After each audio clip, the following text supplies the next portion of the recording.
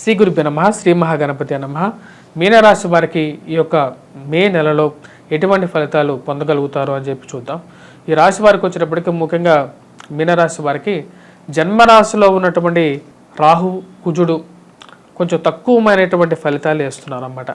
జన్మరాశిలో ఉన్నటువంటి రాహు వచ్చేటప్పటికి తీసుకోవలసినటువంటి నిర్ణయాలలో ఆచితూచి వ్యవహరించడం, మీ యొక్క డిలేనే కొన్నిసార్లు మీకు ప్రతిబంధకంగా మారే విధంగా ఉంటుందన్నమాట. అంటే మీరు తీసుకోవలసినటువంటి నిర్ణయాలలో ఆలోచన చేసి తీసుకుందాంలే అని చెప్పి మీ యొక్క ఆలోచనలో కొన్ని భారీ నష్టాలకు కూడా గురి చేసే విధంగా ఉంటుందన్నమాట. ఆ విషయంలో కొన్ని జాగ్రత్తలు తీసుకోవాలి. మరియు ఈ రాశి వారికి వచ్చేటప్పటికీ ప్రథమార్థం కన్నా ద్వితీయార్థంలో ఎక్కువగా అనుకూలమైనటువంటి ఫలితాలు గోచరిస్తూ ఉన్నది. ఎందుకంటే గురువు తృతీయంలోకి పోయినప్పుడు ఈ రాశి వారికి వచ్చేటప్పటికి కొంచెం పూర్తి రిజల్ట్స్ ఇవ్వకపోయినప్పటికీ కూడా కొంచెం పర్వాలేదు అన్నట్లుగా కొంచెం ఫలితాలు కూడా ఇవ్వగలుగుతాడు అన్నమాట. అదేవిధంగా రవి యొక్క మార్పు 15వ తారీఖున మంచి అనుకూలమైనటువంటి స్థానంలోకి మారబోతున్నాడు. వారి వల్ల వచ్చేటప్పటికి పేరు ప్రఖ్యాతులు రావడం అనేది జరుగుతుంది. మే నెలలో 15వ తారీఖు నుంచి రాశి వారికి అనుకూలత అనేది ఎక్కువగా ఉంటుంది. జన్మరాశిలో సంచారం చేస్తున్నటువంటి రాహు అనుకూలమైనటువంటి ఫలితాలు ఇవ్వడు. ముఖ్యంగా ఆరోగ్యపరంగా కూడా కొన్ని ప్రతికూలతలను కలిగించే విధంగా ఉంటాడన్నమాట. రవి కూడా వచ్చినప్పటికీ ధనస్థానంలో సంచారం చేస్తున్నప్పుడు కోపాన్ని తగ్గించుకోవాలి రాశివారు, మీనరాశివారు. ఆరోగ్యపరంగా కూడా కొన్ని కష్టాన్ని కలిగిస్తాడు. హై బీపీని ఎక్కువగా కలిగించడానికి కారకంగా ఉంటుందన్నమాట. ఎందుకంటే బ్లడ్ ప్రెషర్ని కలిగించడానికి కారకంగా ఉంటుంది. హృద్రోగాల్ని కలిగిస్తాడనమాట. అంటే హృదయ సంబంధితమైనటువంటి రోగాల్ని కలిగించడానికి ఆస్కారం అనేది గోచరిస్తూ ఉన్నది. కానీ ఈ రాశి వారికి వచ్చినప్పటికీ రవి ఎప్పుడైతే మే 15వ తారీఖున మంచి స్థానంలోకి రాబోతున్నాడో సంఘంలో పేరు ప్రఖ్యాతులు సాధించగలుగుతారు. ప్రమోషన్స్లో అనుకూలత అనేది ఉంటుంది. గుర్తింపు పొందగలుగుతారు. ఉన్నత స్థాయిలో ఉన్నటువంటి అధికారులతో సత్సంబంధాలు ఏర్పడతాయి అన్నమాట. అంటే ఉన్నత స్థాయిలో ఉన్నటువంటి స్త్రీలు కానీ పురుషులతో కానీ ఒక మంచి సంబంధం అనేది ఏర్పడుతుంది.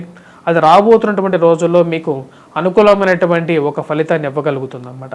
మీనరాశి వారికి వచ్చినప్పటికీ ఈ యొక్క ఫలితం అనేది కొంచెం బాగా సాధించే ఒక అనుకూలమైనటువంటి స్థితిలోకి వీళ్ళని మౌల్డ్ చేయగలుగుతుంది అన్నమాట. ఎందుకంటే రవి ఎప్పుడైతే ఈ రాశి వారికి అనుకూలమైనటువంటి స్థానంలోకి రాగలుగుతాడో ఫైనాన్షియల్గా కూడా అది లయబిలిటీగా ఉంటుందన్నమాట. అంటే వ్యాపార పరంగా కూడా ఒక మంచి స్థాయిలోకి తీసుకెళ్ళగలుగుతుంది 15వ తారీఖు నుంచి వరకు.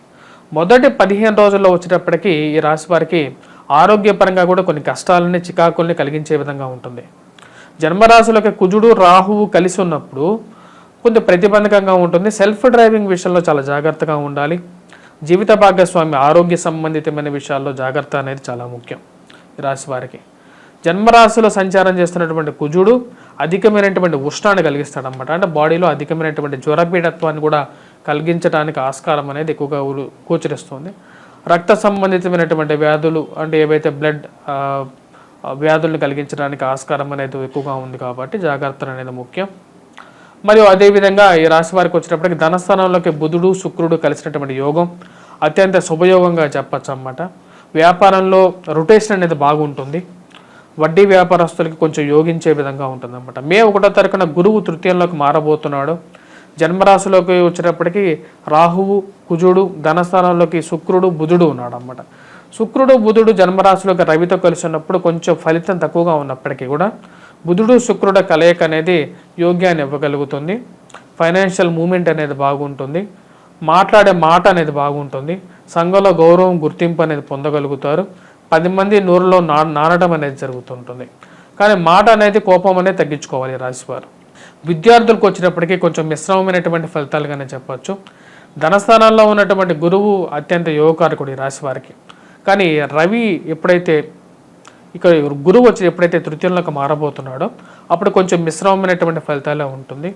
కాబట్టి రాశి వారు కొద్దిగా కష్టపడి చదవటం అనేది స్టార్ట్ చేయాలి. విద్యార్థులు ముఖ్యంగా గురుగ్రహం మంత్రజపం అనేది స్టార్ట్ చేయాలి. అదేవిధంగా ఈ రాశి వారికి వచ్చినప్పటికీ విద్యార్థులు గ్రూప్స్, సివిల్స్, ప్రిలిమ్స్ ఎవరైతే ప్రిపేర్ అవుతున్నారో పోటీ పరీక్షలు అయినటువంటి ఐఐటి కానీ నెట్ కానీ ఎవరైతే ప్రిపేర్ అవుతున్నారో వారు కూడా కొద్దిగా కాన్సన్ట్రేట్ చేసి చదవాలి. ఎందుకంటే రాహు యొక్క ప్రభావం ఎప్పుడైతే ఉంటుందో ఏలినాటి శని ప్రభావం అనేది కూడా వీరి మీద స్టార్ట్ అయ్యింది.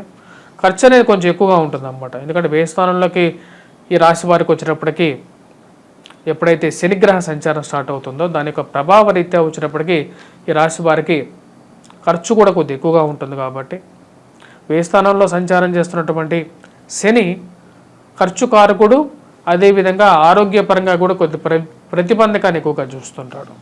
ఎందుకంటే శని యొక్క దృష్టి ధనస్థానం మీద ఎక్కువగా ఉంది వీరి మీద. అదేవిధంగా ఈ యొక్క రాశి వారికి భాగ్యస్థానం మీద కూడా ఉందన్నమాట. అంటే తండ్రి గారి ఆరోగ్య సంబంధితమైన విషయాల మీద కూడా దాని యొక్క ప్రభావం అనేది చూపించే విధంగా ఉంది. తండ్రి గారి ప్రమోషన్స్ కానీ, తండ్రి గారి తరపు నుంచి రావాల్సినటువంటి ధనం కానీ, తండ్రి గారి తరపు బంధువుల యొక్క ఆరోగ్యపరంగా కూడా దీని యొక్క ప్రభావం అనేది ఎక్కువగా ఉంటుంది.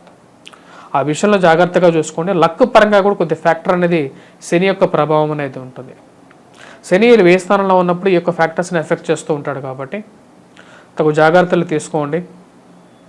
పేరు ప్రఖ్యాతలు రావటం అనేది జరుగుతుంది. సంఘంలో ఒక సన్మానం జరగడం అనేది జరుగుతుంది. ఎక్కడికి పోయినా సరే మీ పేరు అనేది 15వ తారీఖు తర్వాత ఒక నెల రోజుల పాటు, అంటే మే 15 నుంచి జూన్ 15 వరకు కూడా రవి యొక్క అనుకూలత అనేది వీరిని ముందుకు తీసుకెళ్లే విధంగా ఉంటుంది. రాజకీయ పరంగా కూడా దూరమైనటువంటి వారు ఎవరైతే ఉన్నారో వారు మళ్ళీ దగ్గరికి చేరడం అనేది మీ మానసిక ఆనందానికి గల కారకంగా ఉంటుంది. 15వ తారీఖు తర్వాత బంధువులు, స్నేహితులు అందరూ మిమ్మల్ని పొగడటం, మీరు చేసేటువంటి పనులను స్తుతించడం మీకే ఆశ్చర్యంగా అనిపిస్తుంటుంది. అప్పుడప్పుడు వాళ్ళందరితో సరదాగా గడపడం అనేది జరుగుతుంటుంది. బంధువులతో గడపటం అనేది జరుగుతుంది. మరియు మీ యొక్క పిల్లల యొక్క వారి యొక్క సెటిల్మెంట్ గురించి అప్పుడప్పుడు మనసులో బాధ అనేది కలిగే విధంగా ఉంటుంది. అందరూ ఒక మాట మీదకి వచ్చి నిలబడాలి అని చెప్పి మీరు చేసేటువంటి ప్రయత్నాలకి కొంచెం వ్యతిరేకంగా మీ యొక్క పిల్లలు కానీ, వారి యొక్క బిహేవియర్ కానీ ఒకరిని మానసికంగా కూడా బాధించే విధంగా ఉంటుంది. మీరు ఎందుకు నేను చెప్పినటువంటి మాట వినట్లేదు, నేను వీరికి మంచి మార్గాన్ని సూచిస్తున్నా సరే వీరెందుకు అదే దారిలో మీరు ప్రయాణం చేయట్లేదు అనేది ఒక మానసికంగా కూడా ఒక బాధను కలిగించే విధంగా ఉంటుంది. అన్ని విషయాలకి సమయమే, కాలమే, కాలపురుషుడు నిర్ణయమే సమాధానం చెప్తుంది అని చెప్పి మీరు నిర్ణయించుకుంటారు. ఆ విధంగానే మీరు ముందుకు వెళ్ళగలుగుతారు. దేవుడి మీద భారాన్ని వేసి ముందుకు వెళ్ళాలి అని చెప్పి అనుకుంటారు. ఆ విధంగానే ముందుకు వెళ్ళగలుగుతారు. ఈ యొక్క నెల అనేది ప్రశాంతమైనటువంటి జీవితంగా గడుస్తుందన్నమాట. ప్రథమార్థం కన్నా ద్వితీయార్థంలో ఎక్కువగా అనుకూలమైనటువంటి ఫలితం పొందడం అనేది జరుగుతుంది. విద్యార్థులకు అనుకూలమైనటువంటి కాలంగా చెప్పవచ్చు. ద్వితీయార్థంలో పోటీ పరీక్షలు రాస్తున్నటువంటి వారికి కూడా ద్వితీయార్థంలో అనుకూలమైనటువంటి ఫలితాలు, అనుకూలమైనటువంటి కాలం పొందగలుగుతారు. రియల్ ఎస్టేట్ సంబంధితమైనటువంటి ఇన్వెస్ట్మెంట్స్కి అంతగా అనుకూలించడం ద్వితీయార్థంలో. ఫస్ట్ హాఫ్ కన్నా సెకండ్ హాఫ్ అనేది రాశి వారికి ఎక్కువగా అనుకూలమైనటువంటి ఫలితాలు ఎక్కువగా పొందగలుగుతారు. ఈ రాశి వారు ఎటువంటి పరిహారాలు చేసుకోవాలి అనేది మనం గమనించినట్లయితే, జన్మరాశిలోకి సంచారం చేస్తున్నటువంటి రాహువు, కుజుడు ఇద్దరు అనుకూలంగా లేరు. వైవాహిక జీవితంలో మనస్పర్ధలు గురి చేసే విధంగా ఉన్నటువంటి కేతువు అన్నమాట. అదేవిధంగా కుజుడు యొక్క దృష్టి కూడా సప్తమం మీద ఉన్నది, అష్టమం మీద కూడా ఉంది. కాబట్టి కుజగ్రహం మంత్రజపం చేసుకోవాలి. ఇంట్లో సుబ్రహ్మణ్యేశ్వర స్వామిని మంగళవారం పూట పూజా పునస్కారం చేసుకున్నట్లయితే అనుకూలమైనటువంటి ఫలితం పొందగలుగుతారు. సుబ్రహ్మణ్య అష్టకం చదువుకోవచ్చు. అదేవిధంగా రాహుగ్రహ మంత్ర జపాన్ని చేసుకోవాలి. అదేవిధంగా కుజగ్రహ మంత్రం జపం కూడా చేసుకున్నట్లయితే అనుకూలమైనటువంటి ఫలితం ఎక్కువగా పొందగలుగుతారు.